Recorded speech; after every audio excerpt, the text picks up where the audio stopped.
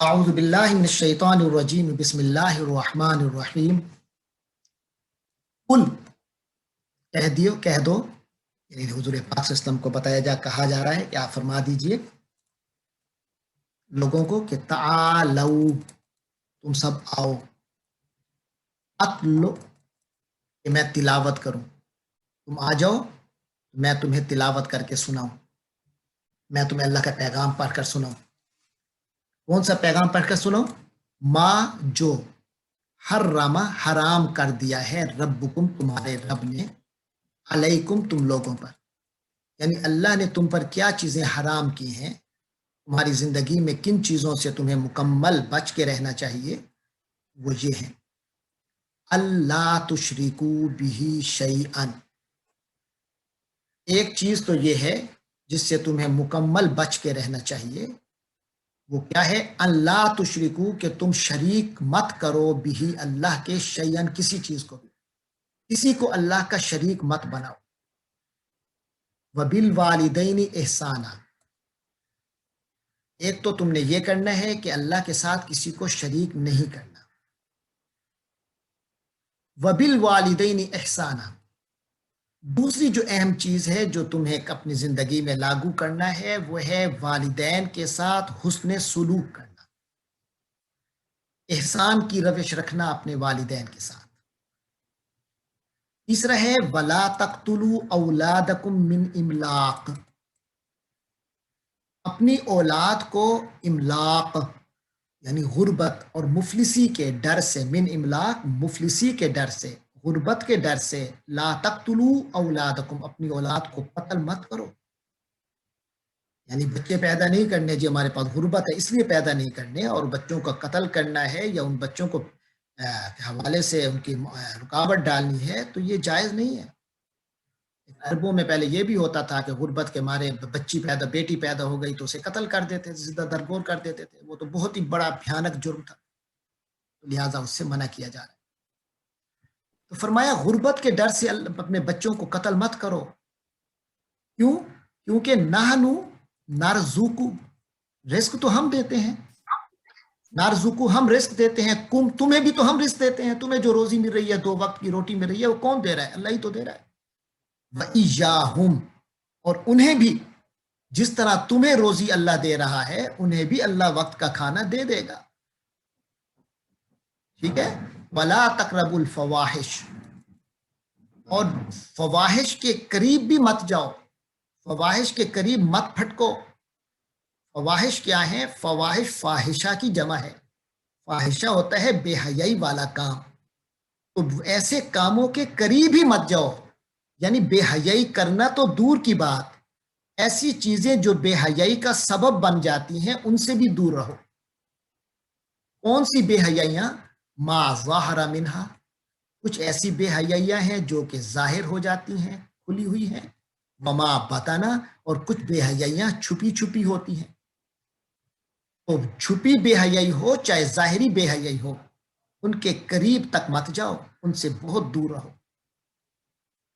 ولا تقتلوا النفس، اور کسی جان کو قتل نہ کرو، اور جانداروں میں بھی سب سے زیادہ اہمیت انسان کی ہے، کسی انسان کو قتل مت کرو، کسی جاندار کو بھی قتل مت کرو، التی ایسے جاندار کو، ایسی جان کو قتل مت کرو، حرم اللہ جس کو اللہ نے قتل کرنا حرام قرار دیا ہے، جس کا قتل اللہ نے حرام قرار دیا ہے اس کو قتل مت کرو، الا بالحق، مگر جب حق ہو تو پھر تو کیا جا سکتا ہے قتل، مثلا کسی کو قتل کے بدلے میں قتل کرنا، اگر کوئی مرتد ہو جائے دین سے تو اس کو قتل کرنا، ایسے شادی شدہ زنا کرنے والے کو قتل کرنا یہ تو جائز ہے، لیکن جس کے قتل کو اللہ نے ناجائز حق حرام قرار دیا ہے ایسے کو قتل نہیں کرنا، یہ وہ حکم ہے جو اللہ تعالیٰ نے یہاں بتائے ہیں، لا تشرکو سے لے کر ولا تقتلوا النفس التي حرم اللہ الا بالحق،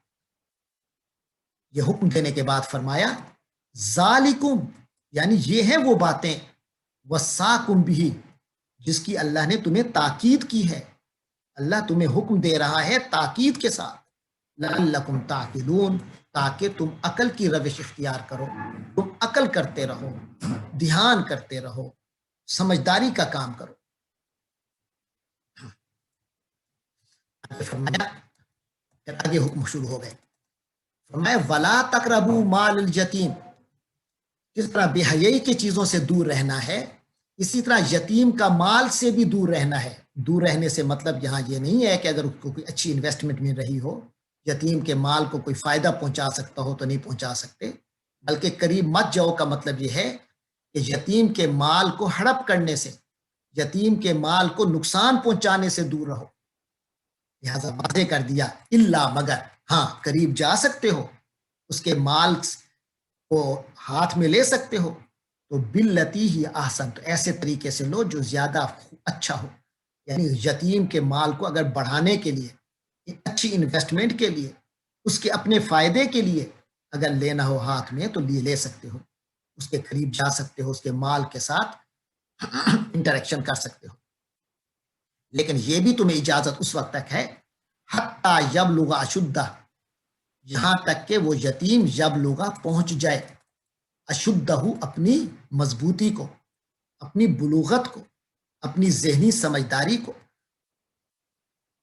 اس حکم کے بعد اگلا حکم آج کی اس آیت میں آتا ہے وَأَوْفُوا الْكَيْلَ، اور تول کو پورا کیا کرو، ناپ کو پورا کیا کرو. کیل کے معنی ناپنا، یہ جو گز لے کر ناپتے ہیں کپڑے کو اسے کیل کہتے ہیں. پیٹرول کو جو میجرمنٹ ہے اس کو کیل کہتے ہیں. وَأَوْفُوا الْكَيْلَ، اور ماپنے کو پورا کیا کرو. 2 لیٹر ہے تو 2 لیٹر ہی ہونا چاہیے، 2 گز ہے 2 میٹر ہے تو 2 میٹر ہی ہونا چاہیے. والمیزانہ، اور وزن کو بھی پورا کیا کرو بالقسط، پورے انصاف کے ساتھ. لا نکلف نفسا، ہم کسی نفس کو تکلیف نہیں دیتے، جسے پہلے آپ سورۃ البقرہ میں پڑھ چکے لا یکلف اللہ نفسا، چاہے لا نکلف نفسا، ہم تکلیف نہیں دیتے، ذمہ داری نہیں ڈالتے کسی بھی نفس پر الا وسعہا، مگر جو اس کی کیپیسٹی ہوتی ہے، جو اس کی استطاعت ہوتی ہے، جو اس کی طاقت ہوتی ہے اس کے مطابق. اس کے بعد فرمایا وَإِذَا قُلْتُمْ، ہاں تم کیا سمجھتے ہو کہ باتیں کرنے میں کوئی حرج نہیں ہے؟ کہتے ہیں ہم نے بات ہی تو کی ہے، میں نے کون سا کام کیا ہے؟ نہیں، باتیں بھی خیال سے کیا کرو. فرمایا وَإِذَا قُلْتُمْ، جب تم بات کیا کرو، کوئی قول کیا کرو، فَعْدِلُوا، اس میں بھی عدل اختیار کرو، انصاف کا رستہ، عدل کا رستہ، توازن کا رستہ، اعتدال کا رستہ اختیار کرو، انصاف کرو. وَلَوْ كَانَ ذَا قُرْبَىٰ، اگرچہ رشتہ دار ہی کیوں نہ ہو. ایک طرف آپ کا رشتہ دار ہے اور ایک طرف دشمن یا مخالف ہے. اب آپ نے فیصلہ دینا ہے اپنی گفتگو کے ذریعے سے، تو یہ نہیں دیکھنا کہ یہ میرا دوست ہے وہ میرا مخالف ہے، یہ نہیں دیکھنا کہ یہ میرا باپ ہے اور وہ میرے باپ کا دشمن ہے، یہ نہیں دیکھنا. اس وقت اللہ کو دیکھنا ہے، اور اللہ کیا چاہتا ہے؟ انصاف چاہتا ہے.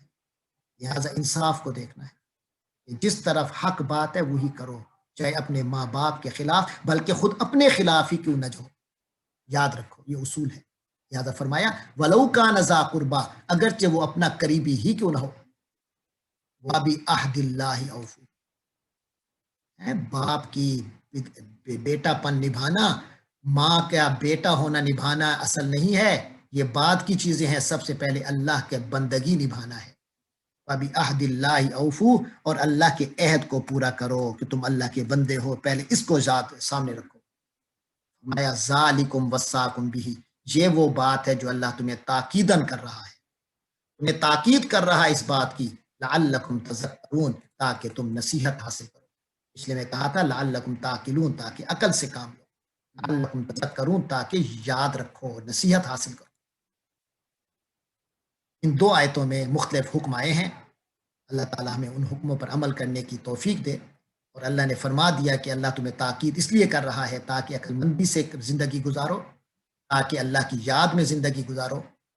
آخری تیسری آیت میں فرمایا وَأَنَّ هَٰذَا صِرَاطِي مُسْتَقِيمًا، یعنی اے نبی فرما دیجئے، پہلے تھا نا اے نبی فرمائیے، حضور پاک ہی یہ فرما رہے ہیں أَنَّ هَٰذَا صِرَاطِي مُسْتَقِيمًا، اور یہ ہے میرا راستہ، صراطی میرا راستہ، مستقیماً سیدھا، بالکل سیدھا ہے، بالکل اسٹریٹ ہے، کوئی ٹیڑھ نہیں ہے.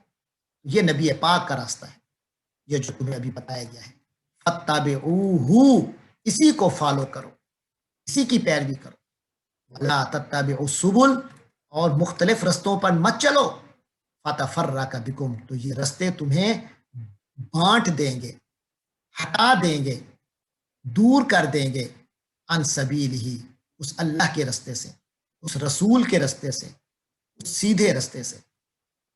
سن لیا؟ ذالکم وصاکم بہ، یہ ہیں وہ باتیں جن کی اللہ تمہیں تاکید کر رہا ہے، لعلکم تتقون، تاکہ تم تقوی والے بن جاؤ، تم متقی بن جاؤ۔